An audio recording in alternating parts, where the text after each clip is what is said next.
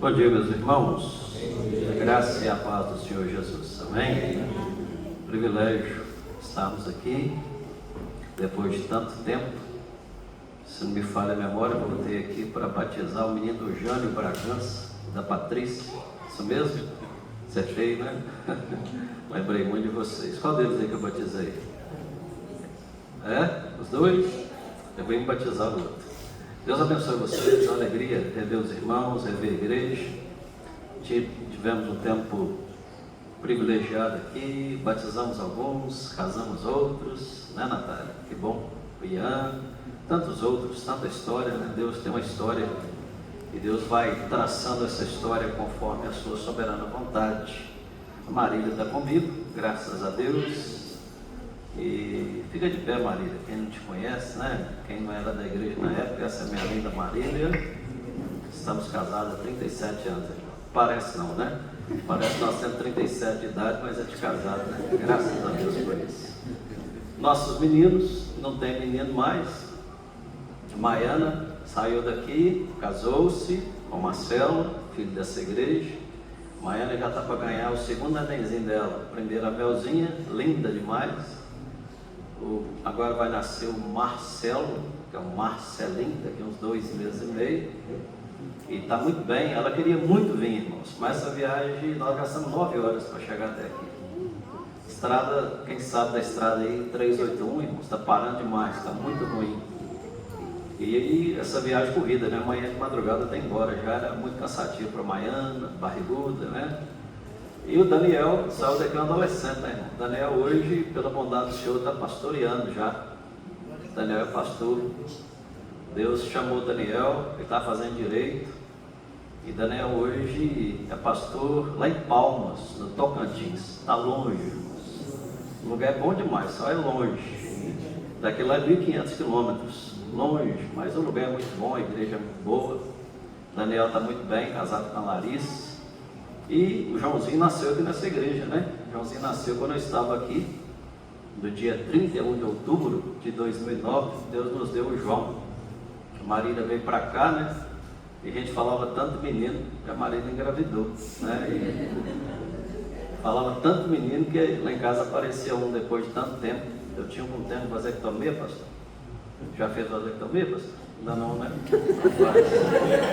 Pode fazer que é uma benção. E depois de 10 anos, Deus nos deu o João. O João está com 15 anos, irmãos. Bonito, parecido com o pai, só que ele é magro. Ele está magrinho, bonito. E uma benção, uma grande benção. E pela bondade do Senhor, eu saí daqui, fui lá para Mantena.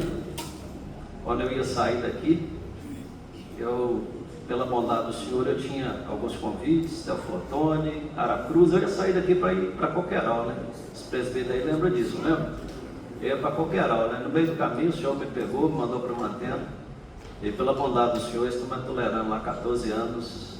E Deus tem sido fiel, a redundância, né? Só para entender, mas Deus é fiel. Louvado seja o nome dele. Eu falo hoje que eu já sou avô de neto, irmãos. Cabeça branqueou e pela bondade do Senhor estamos lá. E é um privilégio, pastor Júlio, te conhecê-lo pessoalmente. Deus o abençoe. E está falando pro Renato ali, né? As primeiras campanhas dessa igreja aqui foi feito um cofrinho, né, Josias? Só tem do cofrinho guardado? Tem? Não, o cofrinho pequenininho que foi feito? Acho que eu vou conseguir, eu acho que eu tenho lá para o senhor guardar como história da igreja. Era um cofrinho assim, lembra, Josias, que ele fez, né? E tinha uma figurazinha de Neemias, né? Neemias capítulo 2. Neemias capítulo 2 era para reanimar, para edificar, né? Foi o primeiro projeto aqui para arrecadar finanças para construir esse templo. Acho que tem um lá ainda, um guardado lá. Mas é um privilégio estar aqui, pastor. É muita história, né? E louvado seja Deus por isso. Deus, que o pastor velho vai ter história demais, né? Eu já estou nessa idade já, né? Pastor mais antigo, né? Só passou pelo Cleómetro, você sabe como é que é, né? Dá muita história, né? Aí os meninos falam, pai, cuidado com as histórias, que eu estou contando história demais. Mas é a história da vida, né? E louvado seja Deus por isso. Muito bom ver a Raquel, né, Raquel? Deus te abençoe, viu? Alegria te ver. Meus irmãos, alegria ver todos, né? Estou vendo os Bragança ali, que povo bacana, que bom ver vocês. Sempre que eu venho aqui, eu vou lá na mamãe visitar. Vocês sabem disso, né? Sempre vou lá. Vou na matriarca que eu faço uma visita só. Né? Você foi na matriarca, você resolveu o problema, né? Então sempre eu vou lá com muito carinho, passo um pouquinho lá de tempo com ela. Meus irmãos, Evanildo, eu não liguei para você, não conversei com você, você nem sabia o que era, acho que nem sabia que era eu que vim aqui hoje, né? Mas eu vou pregar em Apocalipse capítulo 2 e 3, viu, Evanildo? E eu gostaria de convidá-los a abrir Apocalipse capítulo 2 e 3, por favor. Parece que nós combinamos, né? Mas o Espírito Santo combinou, amém? Aleluia.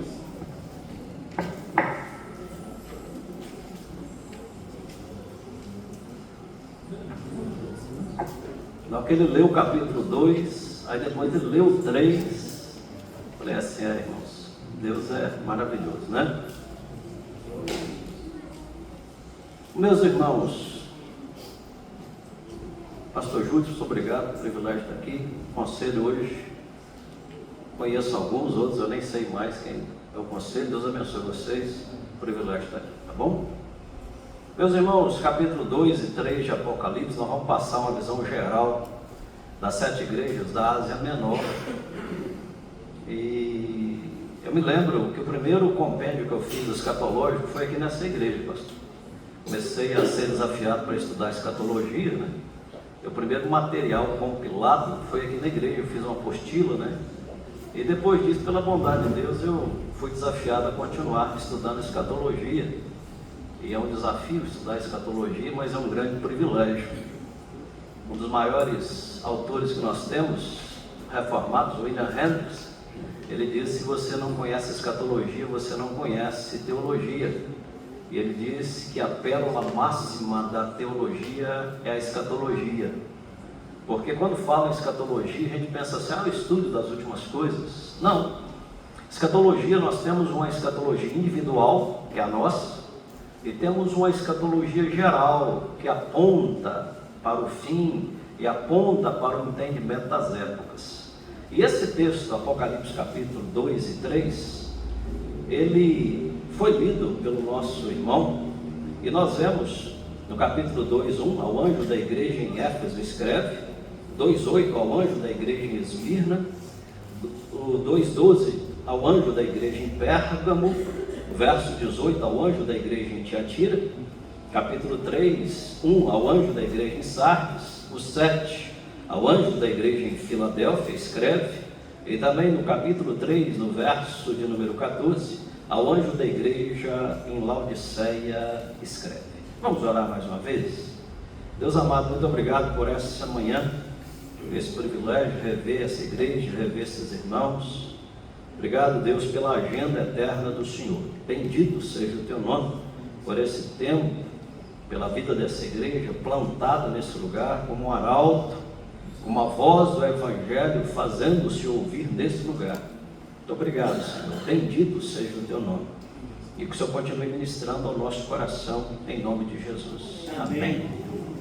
Irmãos, Apocalipse, eu me lembro que algumas pessoas tinham muita preocupação em ler Apocalipse. Fala assim, pastor, eu não leio Apocalipse não, porque eu tenho medo. Mas Apocalipse, irmãos, apresenta um Cristo vencedor e uma igreja vencedora. Apocalipse fala daquele que venceu e da igreja que venceu com ele. Quando nós percebemos e acompanhamos o livro de Apocalipse, seus 22 capítulos, para nosso entendimento melhor, nós temos duas grandes divisões no livro de Apocalipse. Capítulo de 1 a 11, a primeira grande divisão, e capítulo 12 a 22, a segunda grande divisão. Mas no livro de Apocalipse nós temos 7 sessões. E nessas 7 sessões, aí clareia um pouco mais. E o interessante, o pastor Júlio sabe disso, a gente não precisa nem ir para os originais. Quando você vai pegando as 7 sessões, você vai compreendendo um pouco mais o livro do Apocalipse. Porque cada uma dessas sessões compreende entre a primeira e a segunda vinda de Cristo. Aí você vai dando aquela clareza e mostrando o Cristo vencedor e mostrando a igreja vencedora. William Hendricks, ele fez um comentário de Apocalipse e ele chamou de mais do que vencedores. Nós temos um outro grande comentarista que ele diz que é um brado de vitória o livro de Apocalipse. E nós entramos aqui no capítulo 2 e 3, porque antes de manifestar o seu juízo ao mundo, Jesus manifestou a sua igreja, como está lá em 1 Pedro 4,17. Por isso Jesus mostrou o seu julgamento a 7 igrejas. Interessante que no livro de Apocalipse a palavra 7 aparece 54 vezes. A palavra 7 é perfeição, é completude. E é por isso que nós vemos tantas vezes a palavra 7 no livro do Apocalipse. Capítulo de 1 a 3 nós vemos aqui o julgamento às 7 igrejas. Do capítulo 4 a 22 nós vemos o julgamento ao mundo. E antes de apresentar o julgamento ao mundo, ele apresenta a igreja. Por que 7 igrejas se havia mais igrejas ali na Ásia? É porque essas 7 igrejas, elas falam da plenitude da igreja, em todos os lugares, em todas as épocas, desde o seu nascimento até a sua subida. Essas 7 igrejas, isso aqui é muito importante, não são 7 períodos distintos da igreja, como ensinam os dispensacionalistas. Nós reformados, calvinistas, nós não somos dispensacionalistas, irmãos. Nós somos o povo da aliança, amém? Deus tem um plano eterno. E os planos do Senhor não podem ser frustrados. Ele vai levar os seus planos a bom termo até o final. Filipenses capítulo 1:6 fala: estou plenamente certo que aquele que começou uma boa obra em vós, ele é fiel para completá-la até o dia de Cristo Jesus. Ou seja, a obra salvífica que o Senhor começou na nossa vida antes da fundação do mundo, ele é fiel para levá-lo, ela a bom termo até o final. Deus tem um plano, Deus tem um pacto, não são dispensações. Deus não fica frustrado e precisa inventar uma nova história. Deus tem um plano e Ele está sentado sobre a redondeza da terra, e Ele governa e Ele reina pelos séculos dos séculos.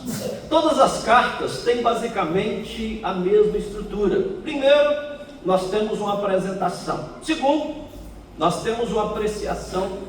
Terceiro, nessas 7 cartas nós temos uma reprovação, e depois nós temos promessas.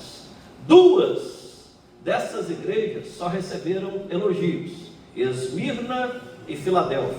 4 igrejas receberam elogios e críticas: Éfeso, Pérgamo, Tiatira e Sardes. E uma igreja só recebeu críticas: a igreja de Laodiceia. E essas igrejas ensinam-nos várias lições. E essas 7 igrejas representam todas as igrejas em todas as épocas. E é para nós fazermos uma análise e analisarmos como está ou como estamos como igreja.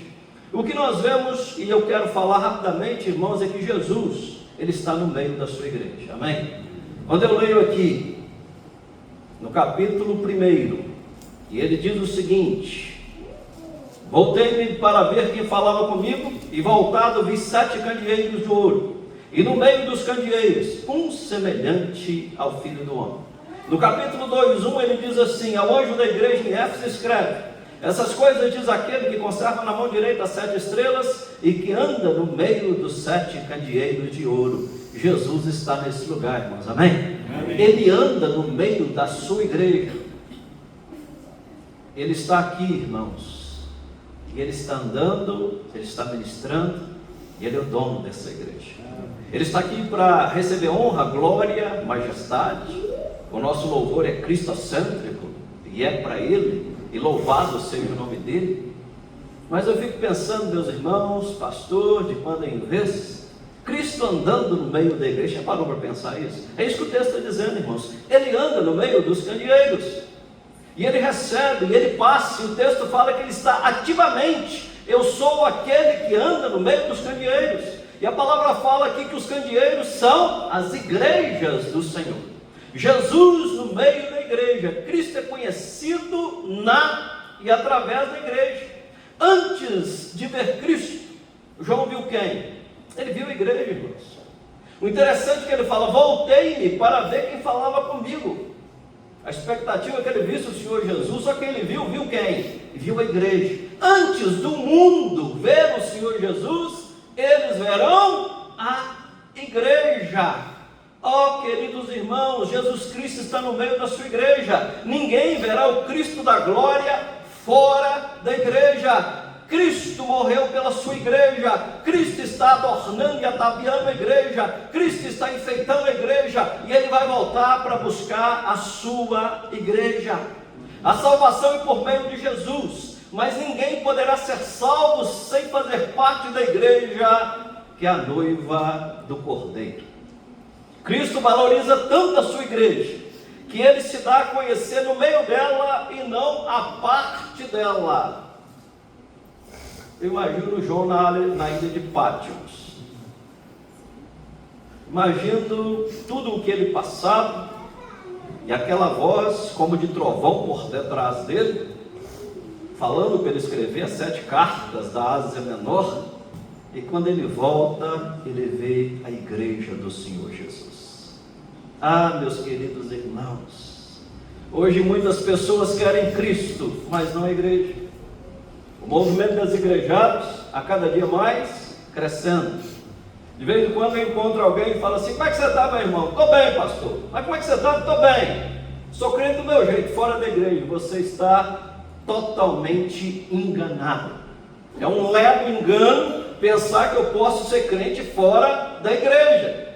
Fernandinho, ele cantou uma música há um tempo atrás dizendo: Deus sim, igreja não, é coisa de gente fraca, é ideia do cão. E é verdade, irmãos. Fala assim: não, eu quero Deus, mas não quero igreja. Você está totalmente equivocado. Meus irmãos, a igreja de Cristo, ou seja, Cristo, e a atenção dele está voltada para a sua noiva, e ela ocupa o centro da sua atenção.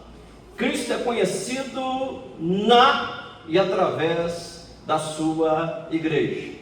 Em segundo lugar, Cristo está no meio da sua igreja em ação, como remédio para os males da igreja. Temos procurado tantas estratégias, eu também, irmãos. Pensamos em metodologias, pensamos em crescimento. Tem erro nisso? Não, irmãos, não. O Senhor Jesus disse sobre isso. Pensamos, irmãos, em métodos, pensamos em programações, mas o remédio para a igreja do Senhor chama Jesus Cristo.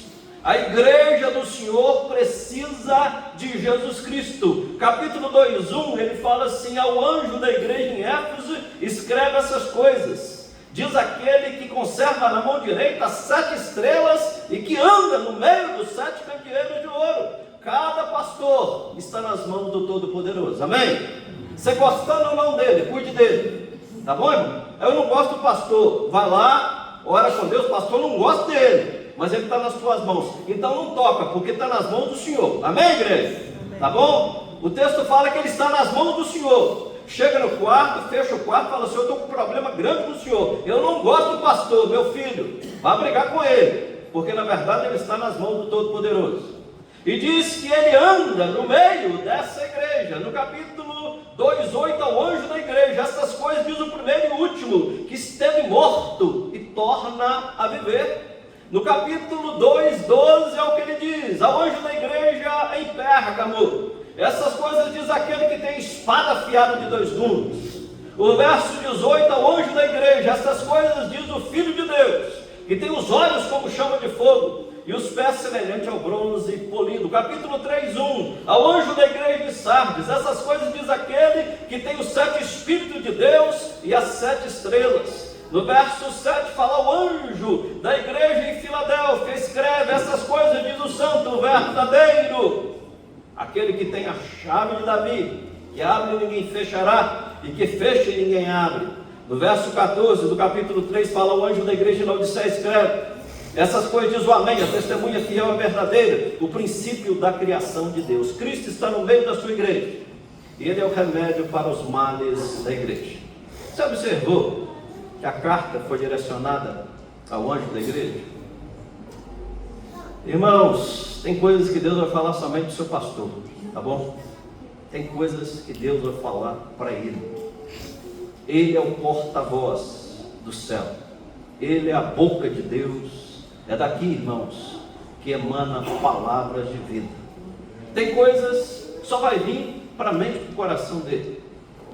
Certa feita, irmãos, ainda mais novo no ministério, iniciando, preocupado com algumas coisas, e antes mesmo de pastorear Manaim, pastoreando ainda cidades lá no Vale do Rio Doce, eu certa feita conversando com um pastor mais experiente, falando: pastor, rapaz, parece que a igreja não veio, a igreja não ouve, parece que a igreja não percebe. Esse pastor carinhosamente falou assim: Zazão, é por isso que a igreja precisa de pastores, de guias, é porque Deus vai falar com você, e tem coisas que Deus vai falar somente com você, e seu papel é pastorear, cuidar e ministrar sobre eles, para que os olhos sejam abertos, para que os ouvidos sejam abertos, e para que o coração seja transformado. As cartas foram direcionadas ao anjo da igreja. Cristo não apenas está no meio da igreja, mas ele está andando em ação investigatória no meio da igreja. Eles são da igreja, pois seus olhos são como chama de fogo. Irmão, isso aqui não te preocupa, não? Me preocupa demais da conta. O Senhor, ele está no meio da igreja, ele fala: no meio da igreja eu vi um semelhante ao Filho do Homem. Eles viram agora, e ele viu agora o Cristo glorificado. E uma das características, o olho é como chama de fogo. Imagina Jesus passando nesses corredores, e o texto fala que os seus olhos como chama de fogo é o olho que tudo vê, eu vejo apenas o exterior. Mas Deus conhece o mais profundo da sua alma. Isso não te preocupa, não? Me preocupa demais, irmão.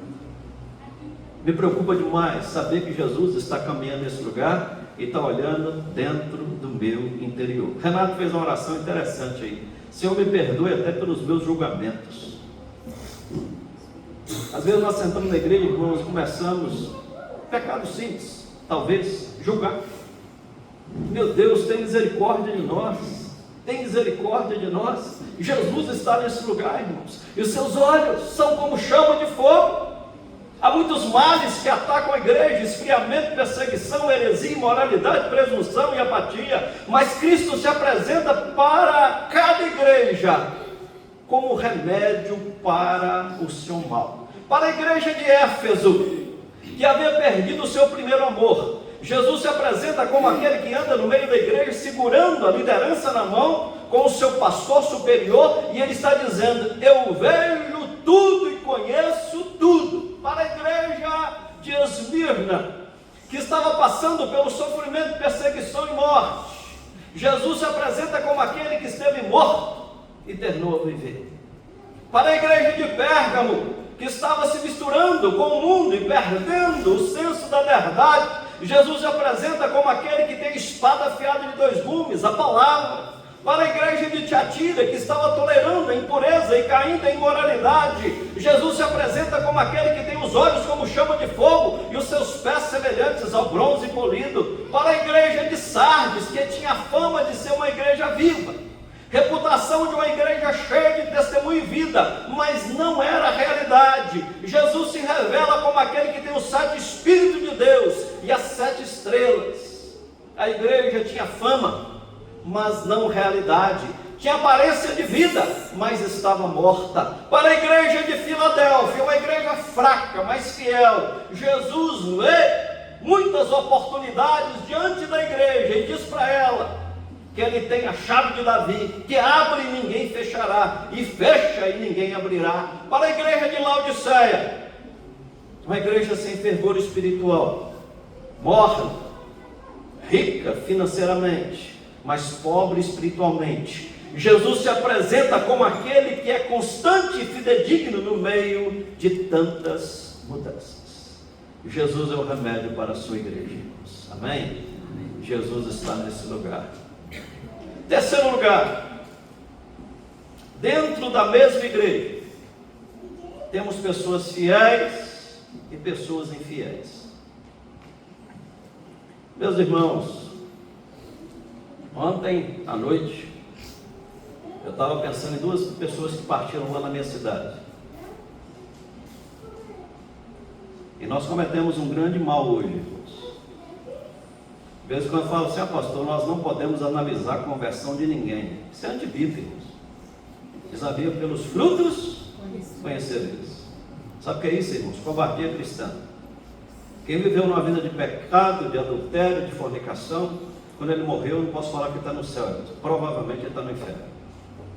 Tá bom? Não podemos analisar a conversão de ninguém. Isso é covardia cristã, irmãos. E ontem morreu 2 senhores na cidade onde moro. 2 pessoas que viveram o tempo todo perto do Evangelho, mas longe de Deus. 2 homens, um deles, conhecido, que leu a Bíblia não sei quantas vezes. O outro, pastor Júlio, você tem uma preocupação com simpatizando do Evangelho? Você não tem, não? Eu tenho demais. Rapaz, simpatizando do Evangelho é um trem complicado. E esse texto nos fala, irmãos, que temos pessoas fiéis e pessoas infiéis. Em Pérgamo, alguns crentes estavam seguindo a doutrina de Balaão. Em Tiatira, havia tolerância aos ensinos e práticas de uma profetisa imoral. Não sei aqui não, pastor. Cidade pequena, o pessoal pode buscar profeta. Não sei, aqui eu acho que não acontece. Eu acho que é só lugar pequeno. O pastor está pregando, estudando. Mas tem a irmã lá que revela. Eu vou na irmã que revela. O que o pastor está pregando aqui não tem peso não, mas a irmã revelando. Tem um amigo meu lá em Mantena, a gente pode falar dos amigos longe, né, pastor? Amigo assim não pode falar não. O cara culto, inteligente, tudo dele é uma revelação. Um cara empreendedor, cara, um cara cabeça boa, tudo dele é revelação. Onde eu falei aqui, senta comigo aqui, como é que é essa senhora? A mulher é igual aquela lá que Jesus falou, o 5º marido, que já não era, o 6º não era dela. Falei, rapaz, presta atenção, a gente prega, e para você não tem valor. Mas olha a vida dessa mulher, será que você profetiza mesmo? Será que profetismo é esse? Irmãos, 1 Coríntios 14:3, profetizar é profetizar a Bíblia. Profetizar é você abrir o livro santo, você ler, você explicar e você aplicar. Isso é profetismo bíblico hoje. 1 Coríntios 14:3, quem profetiza exortando, consolando e edificando. Meus irmãos, em Sardes, embora a igreja estava vivendo de aparência, mas havia uns poucos que não haviam contaminado as suas vestiduras. Em Éfeso, havia fidelidade da doutrina, mas falta do amor na prática do cristianismo. Eram ortodoxos de cabeça e hereges na conduta. Em Esmirna e Filadélfia, igrejas fiéis a Cristo, havia aquelas que eram sinagoga de Satanás no meio deles. No capítulo 2, no verso 9, diz o seguinte: conheço a tua tribulação e a tua pobreza, mas tu és rico, e a blasfêmia que a si mesmo se declaram judeus, e não sendo antes sinagoga de Satanás. Capítulo 3, verso 9: eis que farei que alguns dos que são da sinagoga de Satanás. Irmãos, lá em Mateus capítulo 7, final do Sermão do Monte, John Stott falou que é um ensino desafiador. E realmente o Sermão do Monte é um ensino desafiador. O Sermão do Monte não é como viver apenas o Evangelho chegando até a nós, mas agora aqueles que foram alcançados pela graça, como nós vamos viver agora? Nós somos cidadãos do reino. A graça de Deus chegou a nós, o reino chegou até a nós. Como é que nós vamos viver da agora para frente? Em Mateus capítulo 7, no final, ele fala assim: no último dia, o Senhor vai chegar para alguns e falar assim: não te conheço. Ah, Senhor, mas em teu nome nós pregamos, em teu nome expelimos demônios. Não te conheço, apartai-vos de mim, malditos. Dentro da mesma igreja temos pessoas fiéis e pessoas infiéis. Mas em quarto lugar, a igreja nem sempre é aquilo que aparenta ser quando examinada por Jesus. Jesus é aquele que nos examina, e Ele é criterioso no seu autoexame.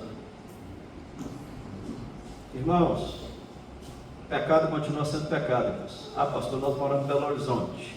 Amém, bacana demais. Ah, nós estamos no ano 2025, bacana demais. Mas pecado continua sendo pecado e dando nojo em Deus.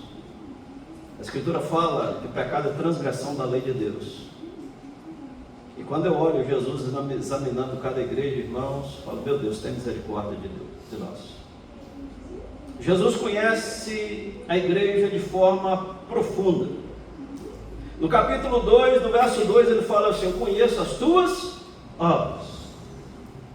No versículo 9 do capítulo 2, ele fala: eu conheço a tua tribulação e a tua pobreza.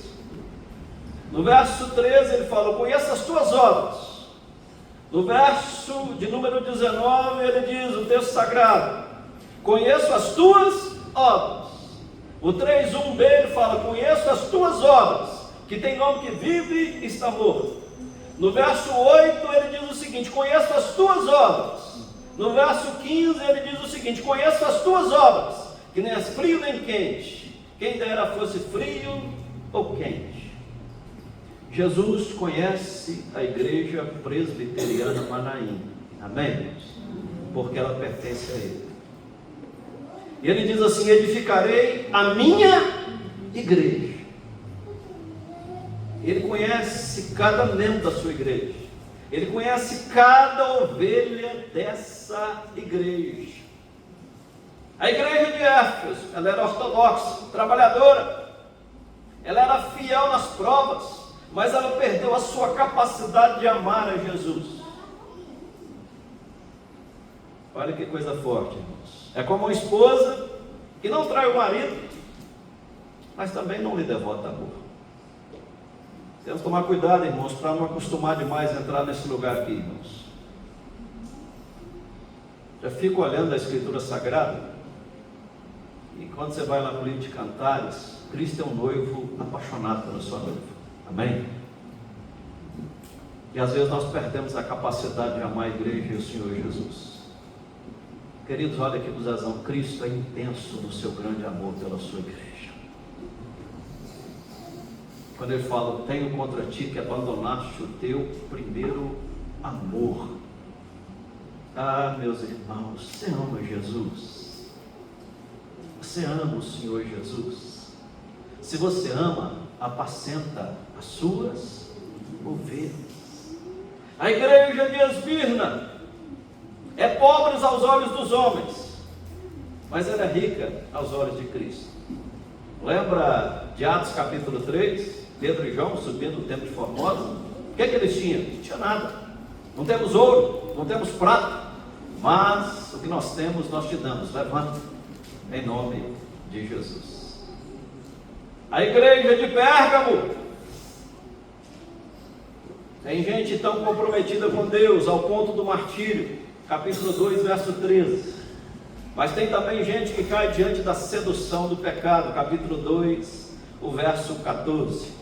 Tenho todavia contra ti algumas coisas, pois que tens aí aqueles que sustentam a doutrina de Balaão, o qual ensinava a Balaque a armar ciladas diante dos filhos de Israel, para comerem coisas sacrificadas aos ídolos e praticarem a prostituição. A igreja de Tiatira está trabalhando mais do que trabalhava no início, no capítulo 2, 19. Mas muito trabalho sem vigilância também não agrada a Jesus. Temos que tomar cuidado com o ativismo. Ação sem zelo doutrinário e zelo doutrinário sem ação não agrada ao Senhor Jesus. A igreja de Sardes, ela tem nome de que vive, mas ela estava morta. Acompanhe comigo, 3:1, a parte B. Conheço as tuas obras, que tem nome de que vive, mas estás morto.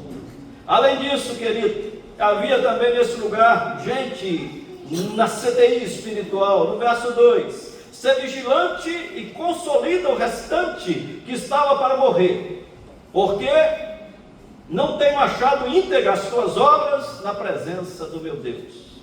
A igreja de Filadélfia, ela é fraca diante dos olhos humanos, mas poderosa aos olhos de Cristo. Capítulo 3, verso 8 e 9. Conheça as tuas obras. Eis que tenho posto diante de ti uma porta aberta, a qual ninguém pode fechar, que tens pouca força, entretanto guardaste a minha palavra e não negaste o meu nome.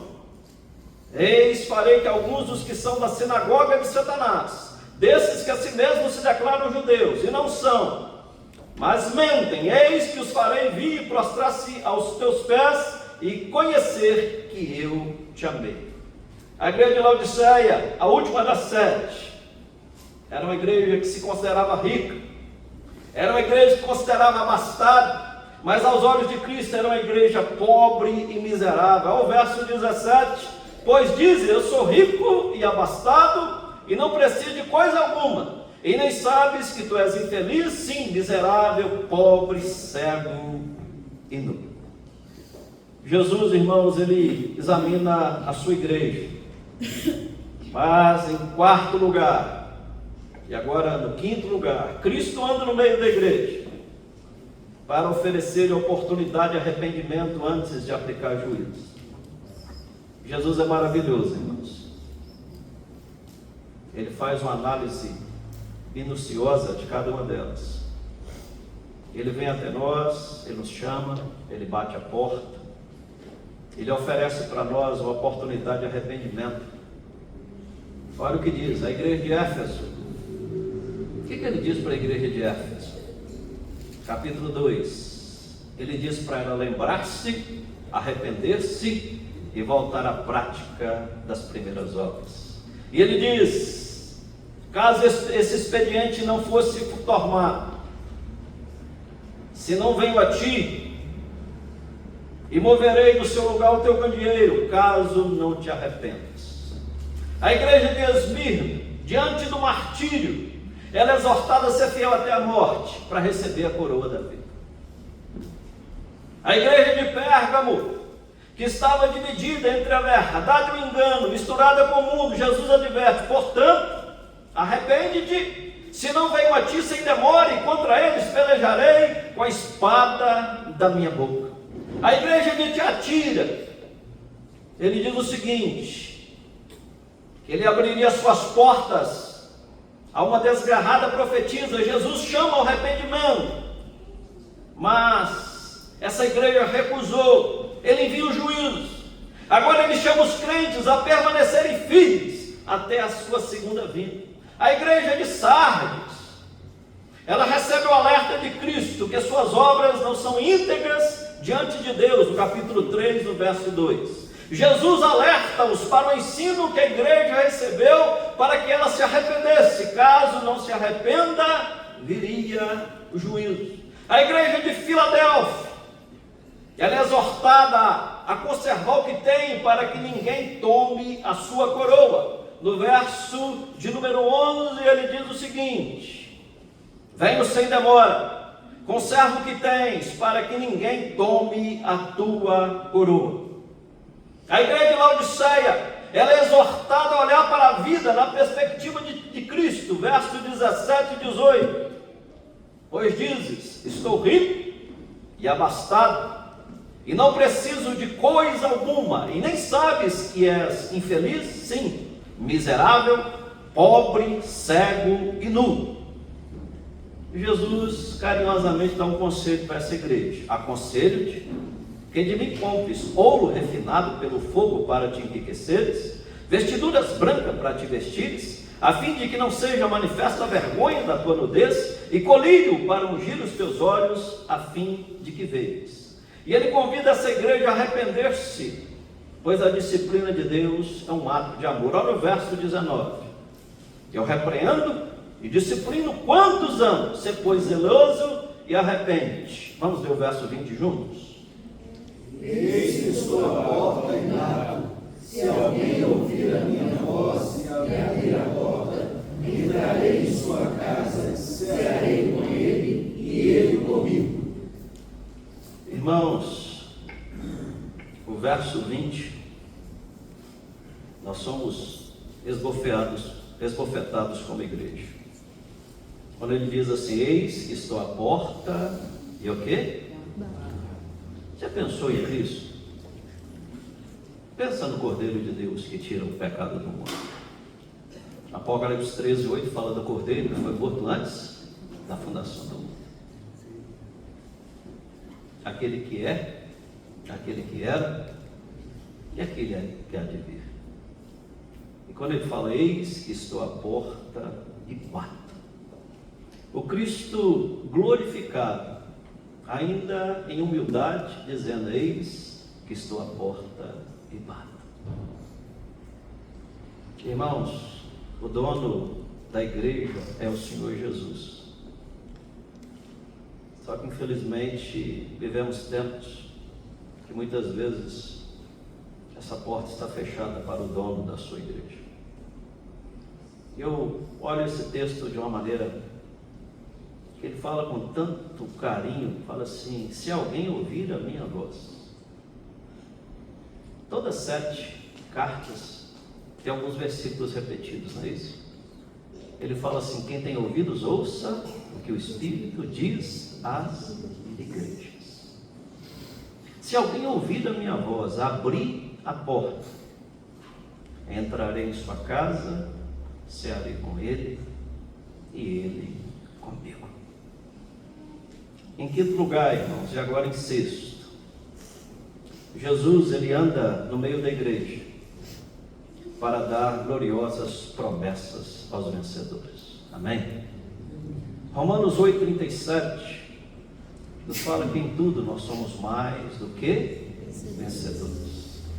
A palavra Romanos 8,37, quando fala mais do que vencedores ali, é uma palavra só no grego: mais que vencedores, é hipernikomem. Nós somos superlativamente vencedores. Nós somos mais do que vencedores. Olha, talvez um dos principais versículos do Apocalipse, capítulo 17, verso 14. Apocalipse 17, 14 fala assim: pelejarão eles contra o Cordeiro, e o Cordeiro os vencerá, pois é Senhor dos senhores, e também ele é o Rei dos reis. Vencerão também os chamados e eleitos e fiéis que se acham com ele. Aleluia. Ele tem promessas aos vencedores. Ele tem promessa para aqueles que são fiéis até o fim. Isso implica que nem todos os membros da igreja visível são membros da igreja invisível. Irmãos, qual a igreja visível que você participa? Hoje, pela bondade do Senhor, na igreja visível que eu estou, Igreja Presbiteriana do Brasil, mas Igreja Presbiteriana de Mantena. Estamos aqui na igreja visível, Igreja Presbiteriana Manaim, de Belo Horizonte. Mas qual que é a igreja invisível? Todos aqueles que foram lavados e remidos pelo sangue do Cordeiro. Amém? Apocalipse capítulo 7 fala assim: quem são esses? E de onde vieram? E diz: são aqueles que lavaram e alvejaram suas vestiduras no sangue do Cordeiro. Jesus fala: edificarei a minha igreja. A igreja do Senhor Jesus não é a presbiteriana, não é a assembleia, não é a batista, não é nenhuma igreja reformada ou pentecostal, mas são todos aqueles lavados e remidos pelo sangue do Cordeiro. Amém, meus irmãos? Amém. E nem todos que são membros da igreja visível são membros da igreja invisível. Eu não sei, Belo Horizonte é uma cidade mais atualizada, né? Mas geralmente na roça. Eu estou lá no interiorzão, Mantena, divisa do Espírito Santo, Minas Gerais. Aí tem alguns irmãos que gostam de andar com a carteirinha da igreja no bolso, né? Não sei se vocês já viram. De vez em quando o pastor chega assim, aí fica a metade da carteirinha para fora assim, né? Pastor, tem até a carteirinha da minha igreja. Amém, meu irmão. Louvado seja Deus por isso, pela sua simplicidade. Mas isso não basta, irmãos. Tem de ter o sangue de Jesus te cobrindo do alto da cabeça a ponta dos pés. Amém? O verdadeiro batismo é esse, irmãos. É o batismo com o Espírito Santo, que acontece no dia da sua conversão. 1 Coríntios 12, 13. Efésios capítulo 1, 13, 14. Você ouviu o evangelho da salvação, você foi o quê? Selado com o Santo Espírito da promessa.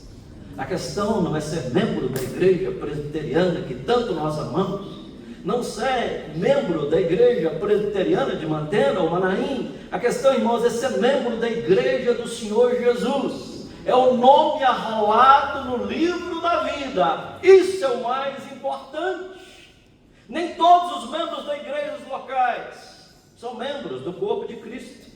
Nem todos os membros da igreja são vencedores, mas todos os membros do corpo corpo de Cristo são vencedores. Amém? Nós somos superlativamente vencedores. Nós somos hipernicomem. Nós somos extravagantemente vencedores. Como diz João Calvino, comentando Romanos 8,37, nós estamos sempre lutando, mas nós estamos sempre vencendo. Amém? Todas as lutas, todas as provações, nós já somos mais do que vencedores, por meio daquele que nos amou, e o nome dele é Jesus. Aleluia. E o Senhor vem trazendo promessas. As promessas aos vencedores tratam da bênção que a igreja estava buscando ou necessitando.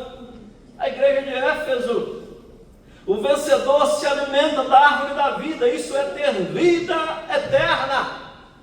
Meus irmãos, a vida eterna é comunhão com Deus, porque Deus é amor. O maior benefício que nós temos em Cristo Jesus não é ter bens, nem coisas materiais, nem mesmo ter saúde, mas o maior benefício que temos é ter Cristo como Senhor e Salvador da nossa vida. Irmãos, nós temos uma eternidade certa, nós vamos passar a eternidade com o Senhor Jesus. Diz Apocalipse: vi novo céu e nova terra, pois o primeiro céu e a primeira terra passaram, e o mar já não existe, e Ele fez novas todas as coisas. Essa igreja, irmãos, tinha abandonado o seu amor, mas os vencedores e fiéis iam morar no céu. Ah, querida, a igreja de Esmirna, ele diz o seguinte, no capítulo 2, verso 11, que o vencedor de modo nenhum sofrerá o dano da segunda morte. Que privilégio! Bem-aventurados aqueles que têm parte, o quê? Na primeira ressurreição, porque eles, e sobre eles na segunda morte não tem efeito mais. A primeira ressurreição, irmãos, é a regeneração, amém? Amém, igreja? Ah, queridos, o que é que diz João 5,24? Nós não vamos experimentar ou viver a vida eterna. Diz agora que nós já vivemos a vida eterna. Nós não entramos em juízo, nós já passamos da morte para a vida, nós já fomos ressuscitados e estaremos para todos sempre com o nosso Senhor. A igreja de Pérgamo, o vencedor receberá o maná escondido, uma pedrinha branca com seu nome, capítulo 2, verso 1. Para uma igreja que se misturava com o mundo, o vencedor recebe uma promessa de absolvição do juízo e não de condenação comum. Lembra de Romanos 8:1? Agora, pois, já nenhuma condenação há para aqueles que estão em Cristo Jesus, o nosso Senhor. Lembra de 2 Coríntios 5,17? Se alguém está em Cristo, você está em Cristo, irmãos? Amém? Nenhuma condenação há. Por quê, irmãos? Agora, tudo se passou e tudo se fez novo. Aleluia. Tem uma promessa, querido. Querido, olha aqui para o Zezão, o martelo já foi batido, irmãos. O martelo foi batido e agora justificados, pois pela fé nós temos paz com Deus, por meio de Jesus Cristo, o nosso Senhor. A igreja de Tiatira, para uma igreja que era seduzida pelo engano de uma profetisa, o vencedor recebe a promessa de receber autoridade sobre nações e de possuir, não os encantos do pecado, mas o Senhor da glória, a estrela da manhã. Capítulo 2, verso 26 a 28, nós cantamos: é a nossa estrela da manhã, Cordeiro Santo que nos trouxe a paz. Aleluia. A igreja de Sardes, para uma igreja que só vive de aparência, mas estava morta. Os vencedores recebem a promessa de que seus nomes estão no livro da vida e serão confessados diante do Pai no dia do juízo. Capítulo 3, verso 5 diz assim: o vencedor será assim vestido de vestiduras brancas, e de modo nenhum apagarei o seu nome do livro da vida, pelo contrário, confessarei o seu nome diante do meu Pai, diante dos seus anjos. Lembra da igreja de Filadélfia? A igreja fraca, mas fiel. O vencedor recebe a promessa de ser coluna do santuário de Deus, capítulo 3, verso 12. A coluna é que sustenta o santuário. Eles podem ser fracos diante dos homens, mas são poderosos e fortes diante de Deus. A igreja de Laodiceia, que é a derradeira das 7 da Ásia Menor, Para uma igreja que se considerava rica e autossuficiente, mas era pobre e miserável, o vencedor recebe a promessa de assentar-se com Cristo no seu trono. Verso 21 fala ao vencedor: dar-lhe-ei sentar-se comigo no meu trono, assim como também eu venci e me sentou com meu Pai no seu trono. Meus irmãos amados, Jesus está no meio da sua igreja. Amém? Ele investiga a sua igreja. Ele caminha no meio da sua igreja. Ele cura a sua igreja. O remédio que nós precisamos é Jesus Cristo. A estratégia que nós precisamos chama-se Jesus Cristo. Jesus está no meio da igreja, porque Cristo é conhecido na e através da igreja. Cristo está no meio da igreja em ação como remédio para os males da igreja. Dentro da mesma igreja temos pessoas fiéis e pessoas infiéis. A igreja nem sempre é aquilo que aparenta ser, quando examinada por Jesus. Em sexto lugar, Jesus anda no meio da sua igreja para dar gloriosas promessas ao vencedor.